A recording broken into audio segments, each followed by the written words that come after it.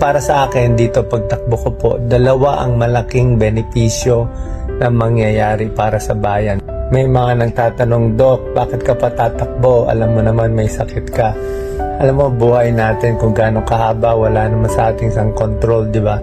Diyos lang magsasabi kung ilang years pa ang buhay natin. Maraming mga supporter ng doktor na si Willie Ong ang tila nalungkot nang mag-withdraw na nga ito sa kanyang candidacy bilang senatorial candidate sa 2025 elections. Umaasa kasi ang maraming mga Filipino na maisusulong niya ang kanyang proyekto pagdating sa healthcare sa mga Filipino. Kaya naman sa kanyang Instagram ay sinabi niya ang ganito, "Public announcement, I am officially withdrawing my candidacy for the 2025 elections so I can focus more on taking care of my health. I sincerely thank all the people who supported me and prayed for me. I will continue to support good governance and the candidates who espouse the same ideals as mine. Our advocacy to help the poor Filipinos continues even in my private capacity. Thank you for understanding. God bless you all, Doc Willie Ong." Matatandaang na-diagnose si Doc Willie ng cancer kaya naman kailangan niya magpatuloy ng treatment at mag-focus nga sa pagpapagaling. Mas marami siyang matutulungan kung mas okay ang kanyang pakiramdam. Ilang mga netizen din na nagsabi na kung manalo man si Doc Willie Ong ay baka mahirapan itong mag-perform ng kanyang trabaho dahil na rin sa kanyang kalagayan.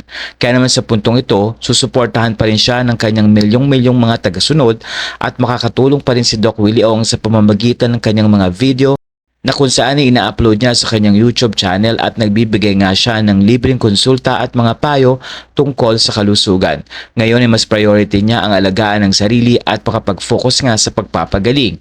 Ayon sa mga netizen, kung gumaling man si Doc Willie at gusto pa niyang humabol bilang isang senador ay susuportahan nila ito at ibabalik nila ang mga tulong na nagawa nito sa mga tao sa pamamagitan ng pagbibigay ng libreng payo at maayos na abiso tungkol sa kalusugan. Sa ngayon, kailangan niyang tutukan ang kanyang kalagayan kasama ng kanyang asawa at panalangin din ng mga netizen na gumaling ito upang matutukan din ang pagtulong sa mga Filipino. Para sa akin, dito pagtakbo ko po, dalawa ang malaking benepisyo na mangyayari para sa bayan. May mga nagtatanong, Dok, bakit ka pa tatakbo? Alam mo naman may sakit ka. Alam mo, buhay natin kung gaano kahaba, wala naman sa ating sang control, di ba?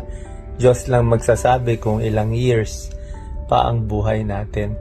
So para sa akin, dito pagtakbo ko po, dalawa ang malaking benepisyo na mangyayari para sa bayan. Baka hindi nyo pa ito naisip. Number one, magiging president to or history kasi wala tayong ginagamit ng campaign funds.